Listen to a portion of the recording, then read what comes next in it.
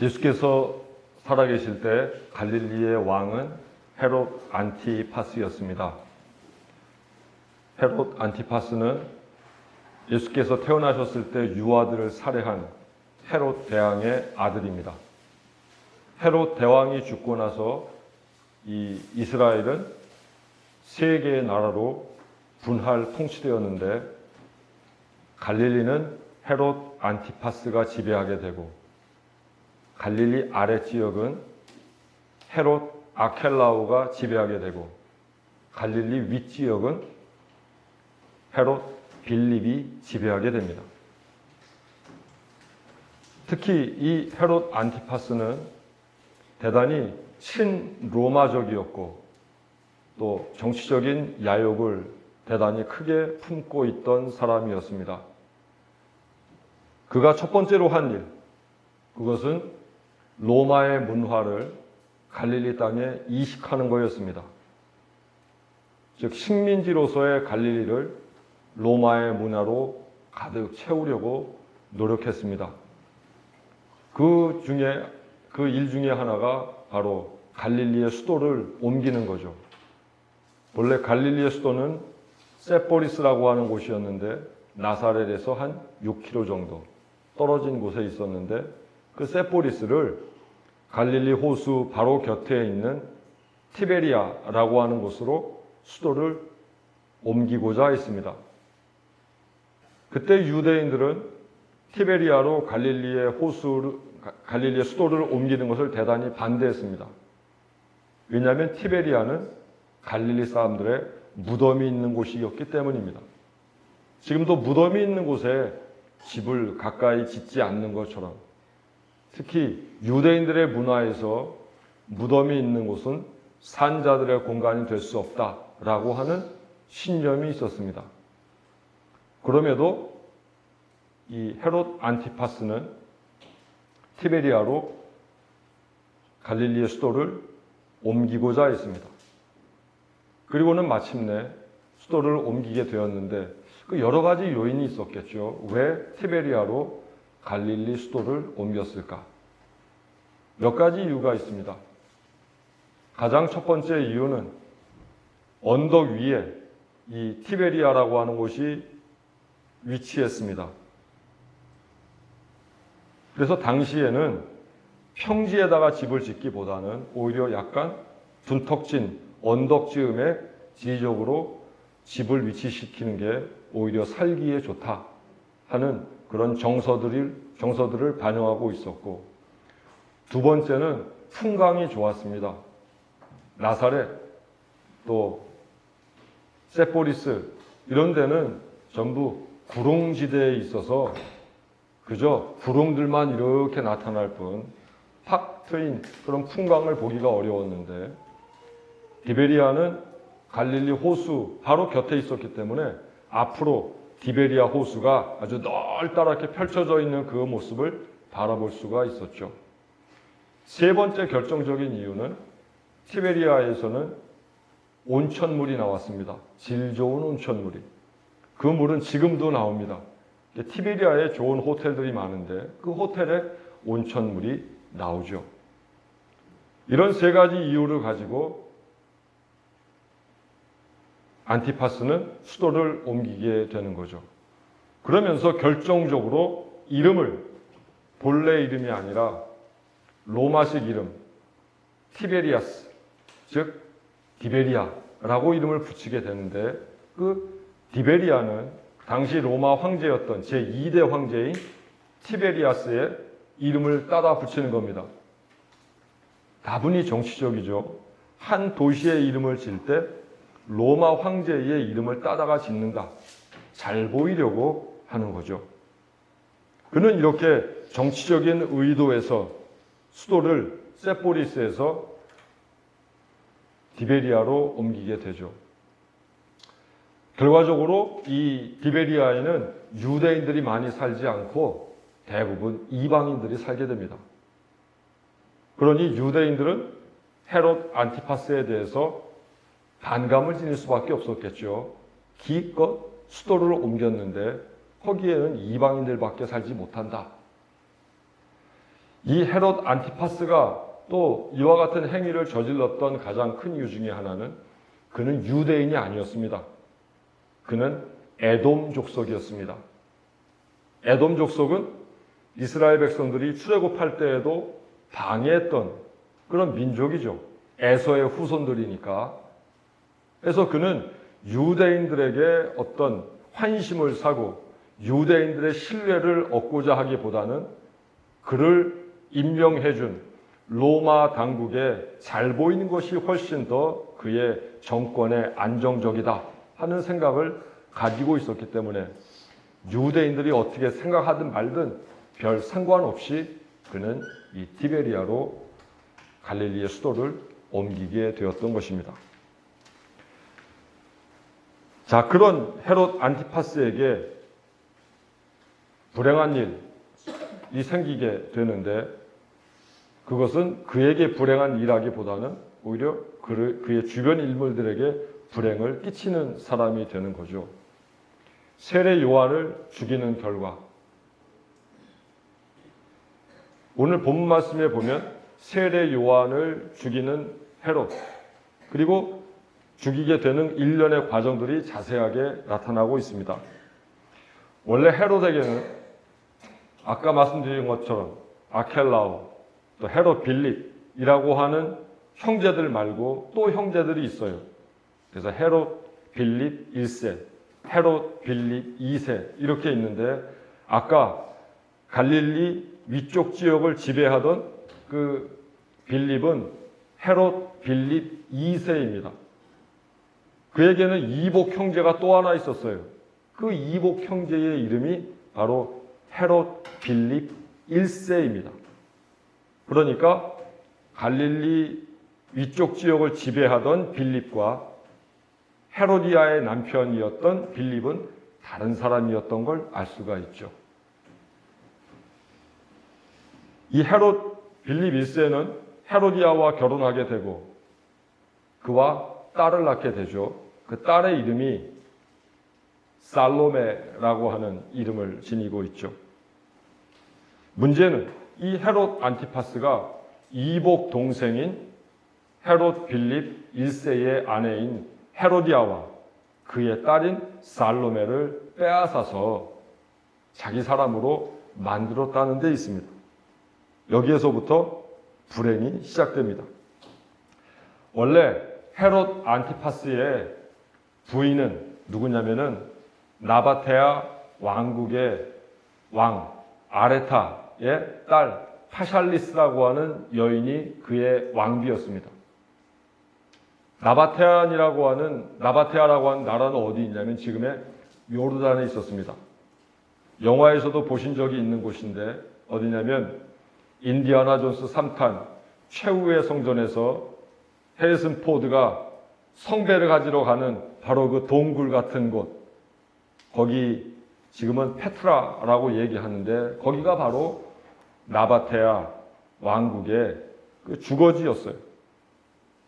거기에서 강성한 힘을 갖고 있던 아레타 왕의 딸 파샬리스가 바로 헤롯 안티파스의 아내였습니다. 그런데 이 헤롯 안티파스는 이복 동생의 아내인 헤로디아에게 마음을 빼앗깁니다. 그리고 헤로디아를 자기 사람으로 만들고 싶어 합니다. 그래서 모사를 꾸미죠.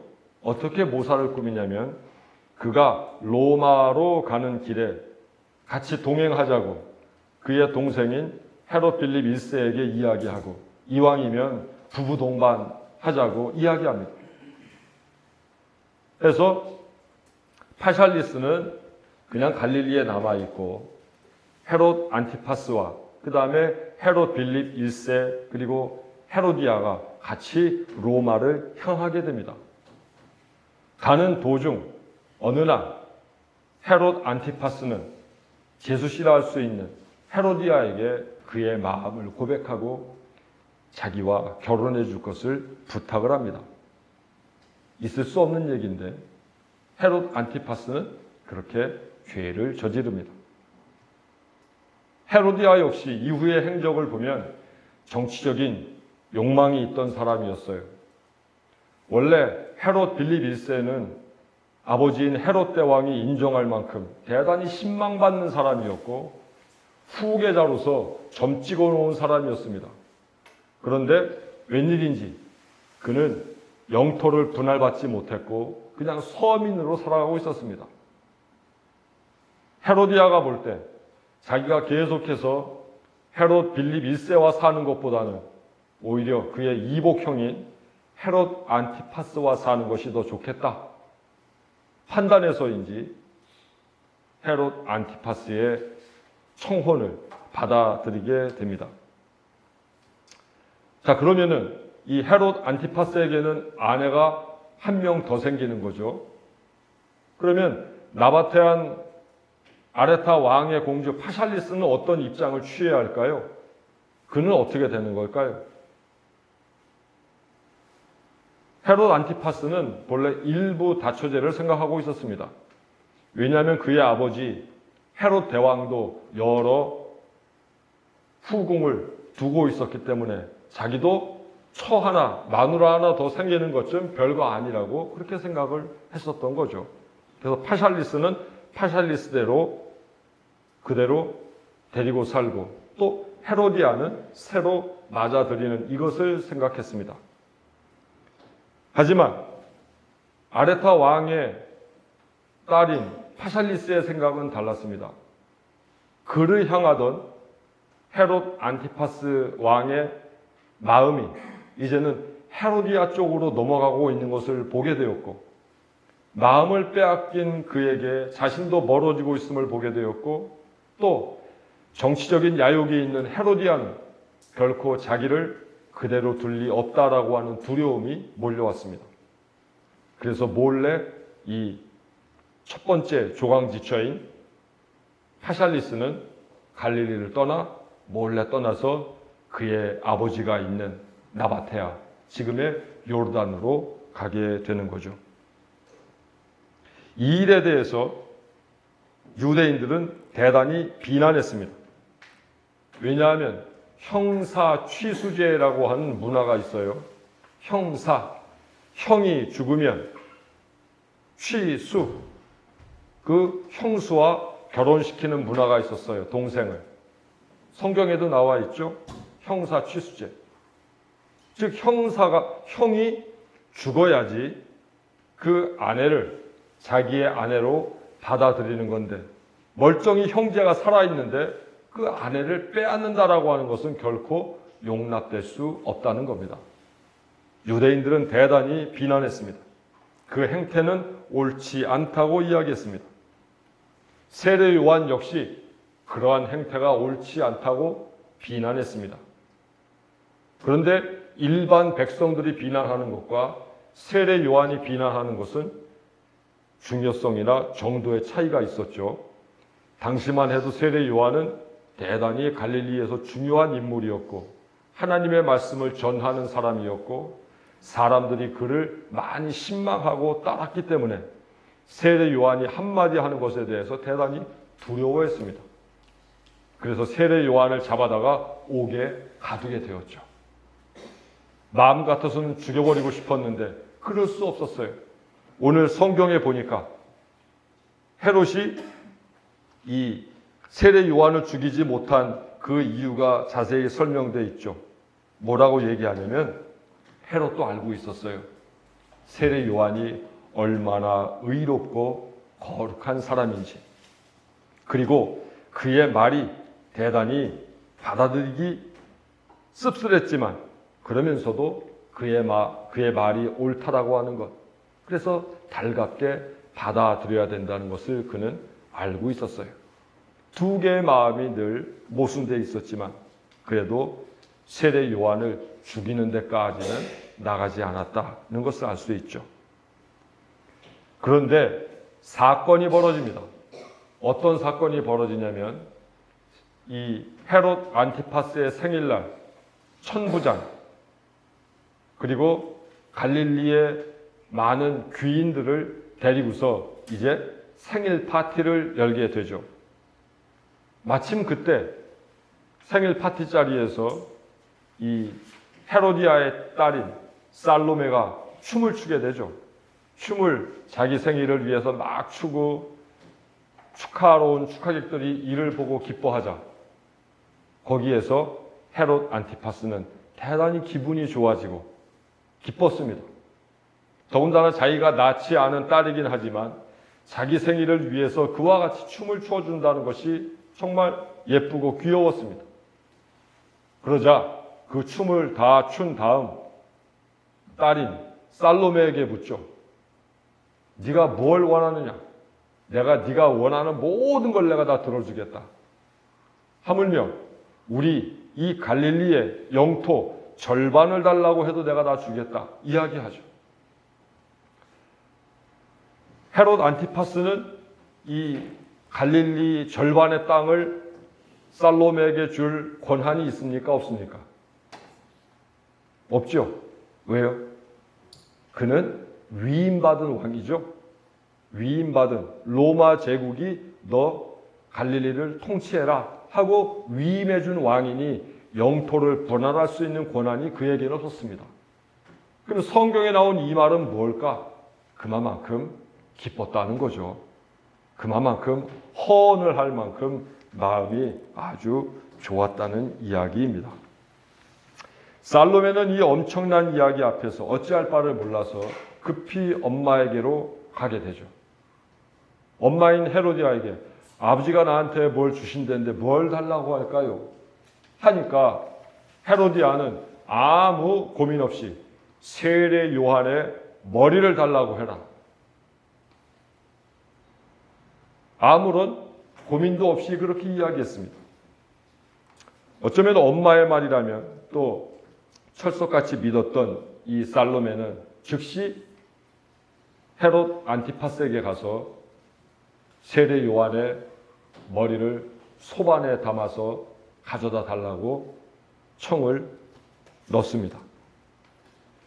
그의 말을 들은 헤롯은 괴로웠습니다. 하지만 거절할 수가 없었습니다.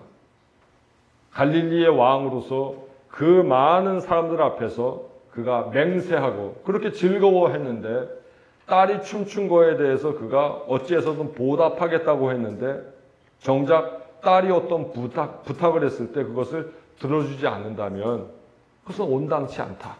그러면서 고민을 하던 중 할 수 없이 호위병 하나를 불러서 세례 요한의 머리를 가져와라. 그 말은 죽이라는 얘기죠.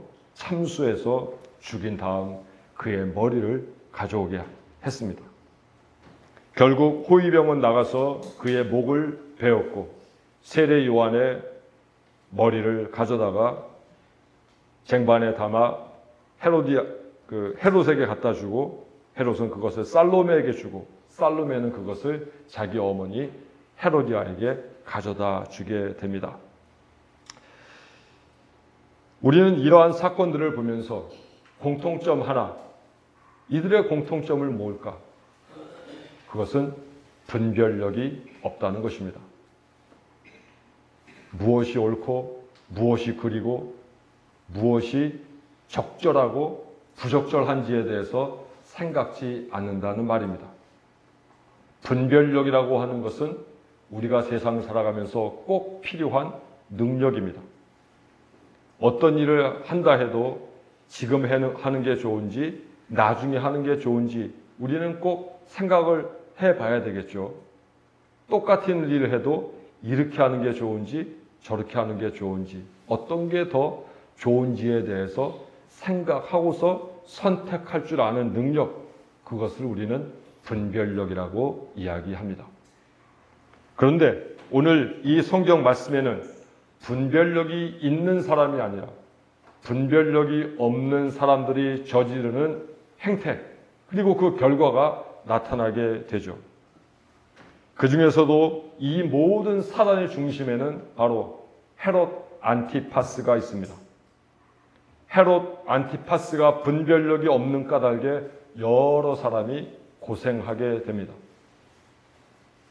그 사람들을 세 가지 정도로 제가 규정해 보았어요.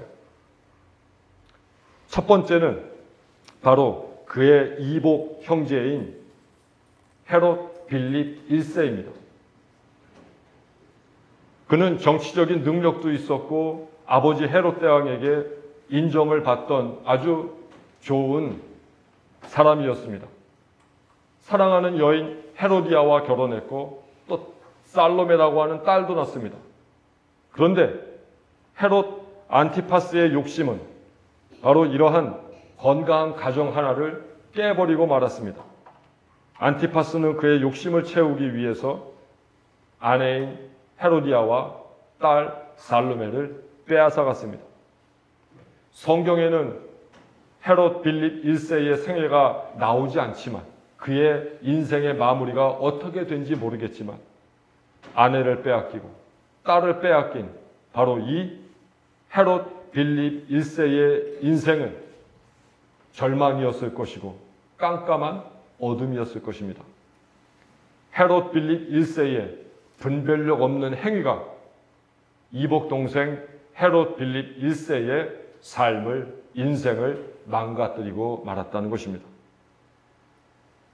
두 번째, 헤롯 안티파스가 절망에 빠뜨린 인물은 바로 그의 첫 번째 부인 나바테아 아레다 왕의 공주 파샬리스였습니다.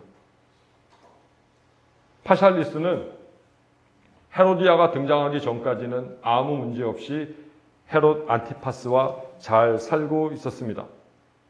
특히 헤롯 안티파스는 나바테아 왕국의 커다란 국력을 이용하기 위해서 정략적으로 이 파샬리스와 결혼을 했습니다.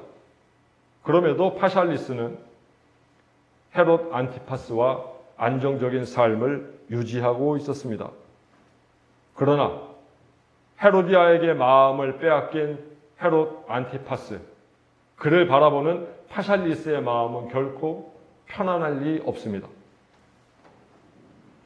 더군다나 파샬리스가 죽음의 위협까지 느끼면서 그것도 불명예스럽게 그의 고향 땅 나바테아 왕국 즉 요르단으로 도망치는 그 마음을 생각해보면 그것도 역시 절망이고 깜깜한 어둠이었습니다.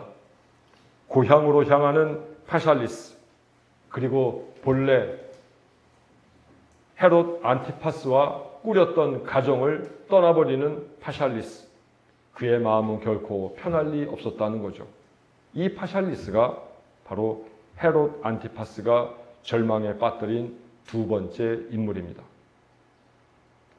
세 번째, 헤롯 안티파스가 절망에 빠뜨린 세 번째 인물은 바로 세례 요한과 세례 요한의 제자와 그리고 세례 요한을 따르던 갈릴리의 백성들이었습니다. 세례 요한은 회개하라, 천국이 가까워왔다 복음을 전하며 이제 갈릴리가 살아야 할 길은, 살 수 있는 길은 오직 회개하고 하나님께로 돌아오는 것밖에 없다라는 복음을 전했습니다. 수많은 사람들이 회개했고 수많은 사람들이 요단강에서 세례를 받게 됩니다. 그 중에 예수 그리스도도 계셨다는 거죠. 그는 갈릴리 사람들의 희망이었습니다. 로마 제국의 통치로 인하여 잃어버렸던 희망을 갈릴리 주민들은 서서히 회복하고 있었습니다. 또 세례 요한 자체는 예수님보다 6개월 먼저 이 땅에 태어나 예수님이 가셔야 될 길을 예비하고 있던 중이었습니다.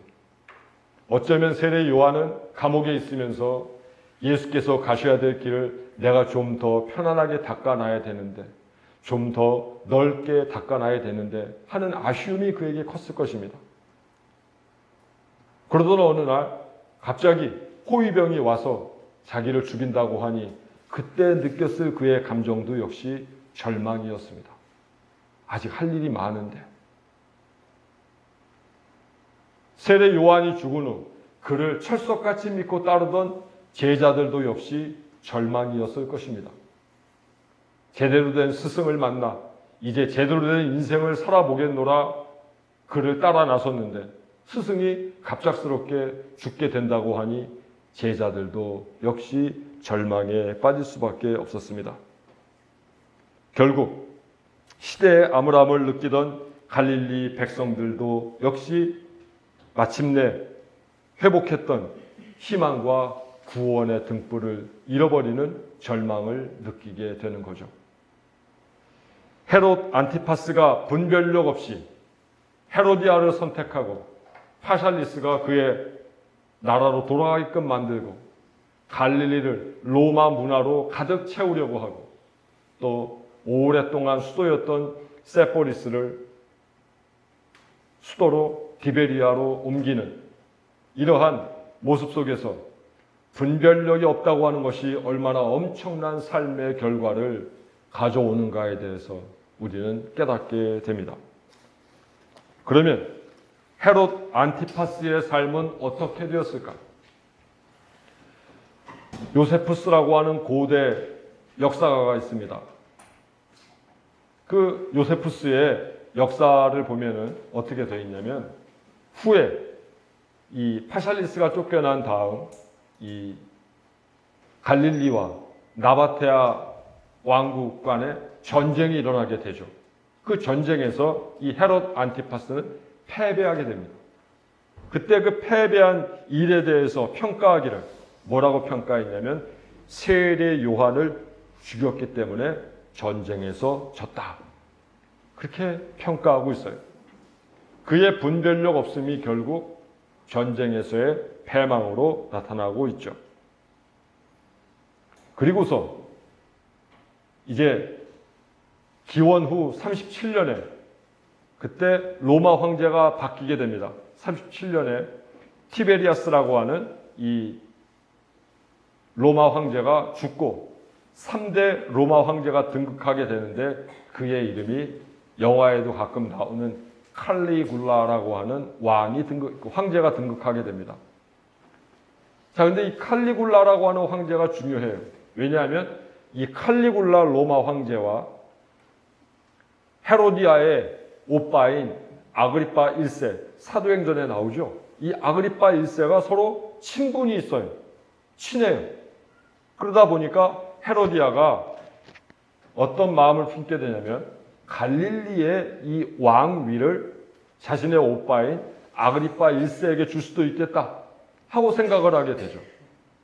그러면서 헤로디아가 자기의 남편 헤롯 안티파스에게 모사를 꾸미게 합니다.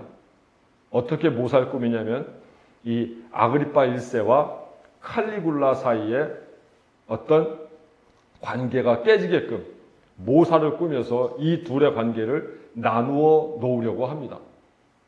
이 사실을 아그리파 1세가 알게 되고 그것이 칼리굴라 왕의 진노를 부르게 되어 결국 칼리굴라 황제가 등극한 37년에서 2년이 지난 39년에 헤롯 안티파스와 그의 아내 헤로디아는 갈릴리 왕위에서 쫓겨나게 되고 추방당해서 유배를 가게 됩니다. 그 유배 간 곳이 어디냐면은 갈리아라고 하는 지방인데 그 갈리아 지방은 지금의 프랑스입니다. 그래서 프랑스로 유배를 가서 거기에서 생을 마치게 되는 거죠.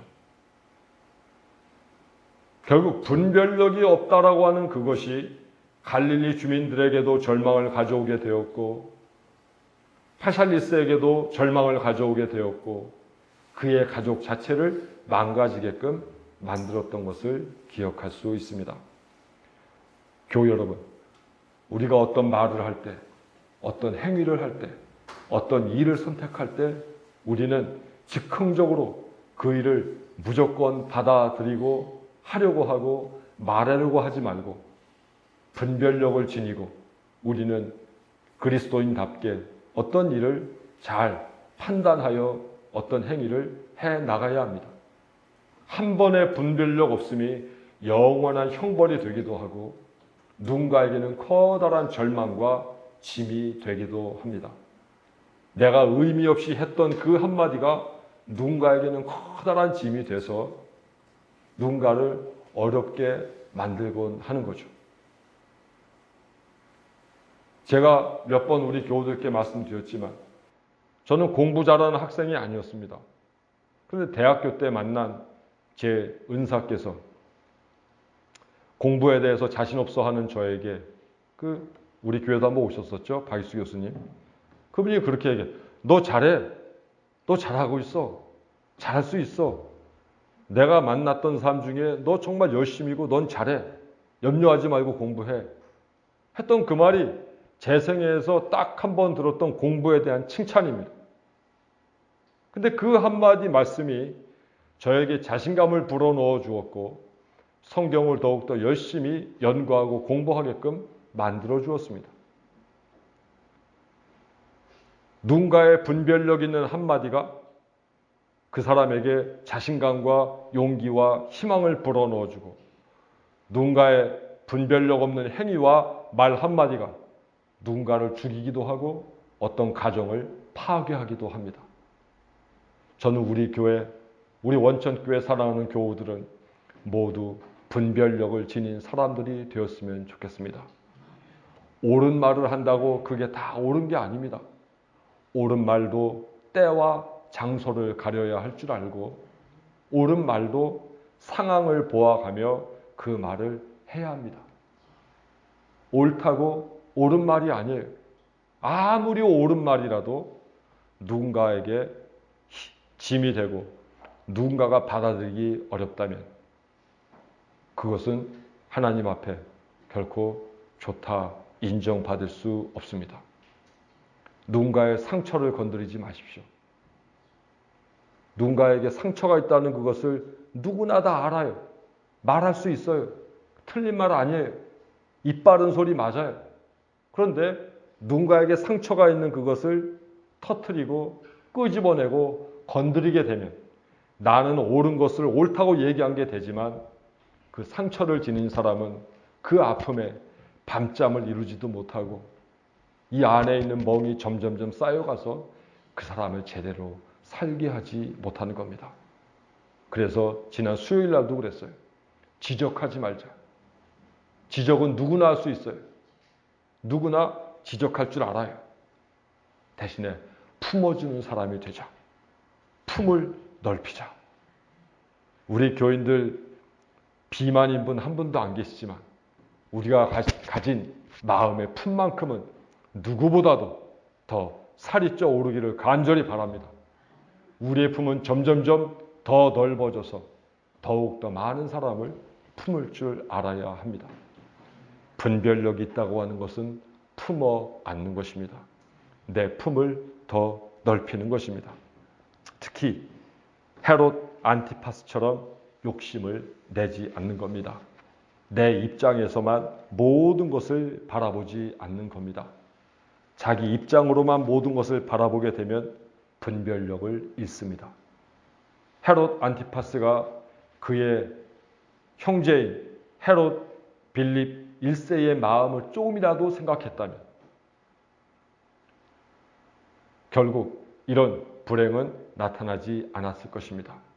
세례 요한도 죽지 않게 되었을 것이고 파샬리스도 몰래 그의 왕국으로 도망가지 않아도 되었을 것이고 헤로디아도 프랑스로 유배당하지도 않게 되었을 것입니다. 분별력을 지니고 산다는 것이 그래서 돈을 버는 것보다 훨씬 더 중요합니다. 그리스도인은 분별력을 가진 사람이 되어야 합니다. 모쪼록 우리 교우들 남은 인생 지금까지야 어떻게 사셨든지 남은 인생은 하고 싶은 말, 하고 싶은 것 그냥 즉흥적으로 해대지 말고 한 번 더 생각하고 예수 정신에 부합하는가? 예수님이라면 이렇게 했을까? 예수님이라면 어떻게 하셨을까? 한 번 더 고민하고 말하고 행동하고 살아가는 그런 삶이 될 수 있기를 간절히 바랍니다. 기도하겠습니다. 감정에 치우쳐 상대방의 감정과 이 일의 상황을 고려하지 않은 채 내 말만 내뱉었던 지난 과거가 부끄럽습니다. 나의 어설픈 행위로 인하여 누군가에게 상처를 주었던 일도 알게 모르게 많았던 것을 하나님 회개합니다. 분별력 지니게 하옵소서. 무엇이 더 하나님의 뜻에 합한가를 한 번 더 생각하고 고민하고 말과 삶과 행동을 실천하는 저희가 되게 하옵소서. 그리하여 우리 원천교회 모든 교우들은 분별력이 있는 사람, 신중한 사람, 지혜 있는 사람들 되어 살아가게 하옵소서. 예수님 이름으로 기도합니다. 아멘.